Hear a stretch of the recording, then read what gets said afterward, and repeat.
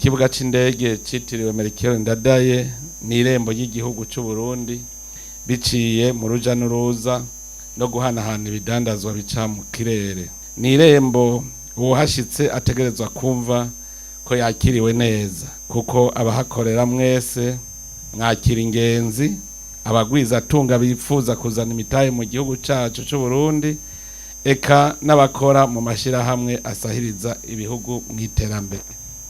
Aha rero mwebwe mukorera ngaha muca mwumva uruhara mufise mu guteza imbere no kwerekana ka karanga k'abarundi ko kwakira neza abatugendeye. Ndazi yuko atariko vyifashe uno munsi, kuko hariho bamwe mu bakozi bakorera ngaha bataye akarangamutima n'ubuntu, aho gukora ico bajejwe ahubwo bakora ibikorwa bituma haba imyidogo ku ngenzi ndetse n'abaca ngaha ku kibuga c'indege. Nagira rero subire kubakebura, ariko nongera kandi ndanabagabisha n'indongozi ku nzego zose zifise ico zijejwe ngaha ku kibuga c'indege, kuko izo ngeso zose zigenda zirimonogoza kubera kudahana abakozi, kandi nzi neza ko ngaha ku kibuga c'indege hariho ivyuma vy'inderetsi vyerekana uruja n'uruza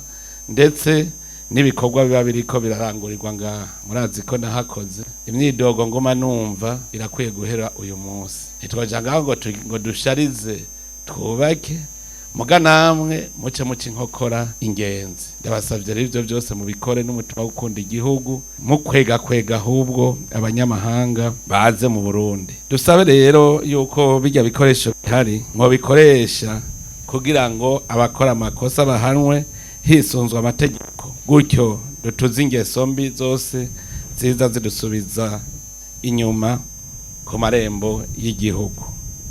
Nongere kandi mugabo nshimikire ku banyagisagara ca Bujumbura muri rusange kwitwararika gusukura no gushariza igisagara, kuko murumva ko hari vyinshi biriko birakorwa kugira ngo tugwize ingenzi ziza mu Burundi. Ari abanyagisagara ndabahanura yuko gukubura mwarabitanguye, ariko mutangure musharize n'igisagara gise neza. Nanone ntimubona yuko muje kuri aeroport ubona ko riko rinjira ahantu niko vyari bimeze mu minsi heze. Nayo muzaza murarindira ko ndinda gukoma induru kugira ngo mukore musharize. Genda murabo uri kurinjira uva kwibarabara harasesuka, nawe sivyo, nayo sinarinze kubivuga. Ntibize bisubire rero, umwe wese naza aribwira ibintu bigende neza.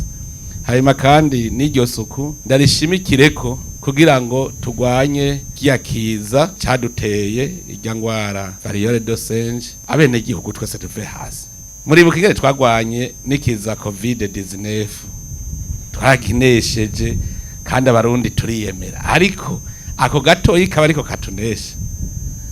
Byose bihagaze ku isuku. Ndasavye rero mwese abarundi mwigishanye, abari ngaha muce mugenda mwigisha abandi abo mubana gukaraba, kugira isuku, hanyuma dutangure kuza turiyobagiza no kuza turakoranako gushika ico kiza gihere. Aha twobishaka mu kwezi kumwe c'abagiheze, muga ndabona yuko hariho umengisha karikeye. Murindiriye ko abantu bagandagurika, ntimwaba abarundi turi impene tuzokumva ugutwi kubabuye.